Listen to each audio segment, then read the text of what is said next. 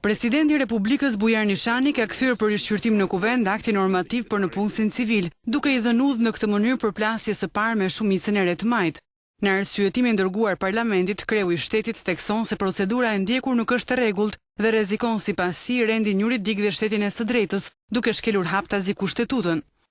Në këto kushte, një akt normativ i qeverisë, pra njërit prej pushteteve nuk duhet të modifikojë apo ndryshojë një ligj i cili është miratuar me shumicë të cilësuar, po ashtu nuk mund të shprehet rreth çështjeve të hyrjes apo jo në fuqi të ligjit, kaq specifik për nëpunësit civil të miratuar në maj me konsensus të gjerë parlamentar. Këshilli i Ministrave gjatë kohës që kishte në dispozicion duhet përgatiste dhe nxirrte aktet nënligjore në zbatim të ligjit numër 152/2013 dhe jo të vinte në pikpyetje qëndrueshmërinë e ligjit duke ndryshuar me akt normativ. Veprim ky që rezulton të jetë në shkelje të pikës 2 të nenit 81 të kushtetutës, i cili ndër të tjera sanksionon se ligji për statusin e funksionarëve publik bën pjesë në grupimin e ligjeve që duhet miratuar me një shumicë të cilësuar për 3/5 të gjithë anëtarëve të kuvendit.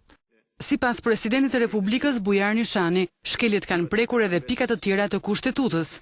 Në rastin e miratimit të aktit normativ me fuqinë e ligjit numër 5/39/2013 i Këshillit të Ministrave për disa ndryshime në ligjin për nëpunësin civil, vlerësoj se është shkelur edhe pika 4 e nenit 84 të kushtetutës, e cila parashikon marrjen e pëlqimit nga Presidenti i Republikës për hyrjen në fuqi menjëherë të ligjit, i cili miratohet për të përballuar një masë të jashtëzakonshme apo në rast nevoje urgjente. Fakti që Presidentit të Republikës nuk i është paraqitur një kërkesë e tillë provon se miratimi i aktit normativ me fuqinë e ligjit i Këshillit të Ministrave nuk ishte as pak një masë e jashtëzakonshme apo një rast nevoje urgjence. Në përfundim, zoti Nishani në mbështetje të arsyetimit i drejton deputetëve edhe disa pyetje. A është paraqitur raporti që përligj shpenzimet financiare mbi buxhetin e shtetit dhe gjendjen ekonomike financiare? A është zgjidhje e drejtë dhe e duhur shtyra e efekteve të ligjit dhe për 6 muaj ndërkohë që kemi një ligj i cili tashmë ka 7 muaj që është miratuar në parlament dhe ka hyrë në fuqi që prej një muaj? A mund të jetë argument i vlefshëm koha pa mjaftueshme për të bërë rregullime ligjore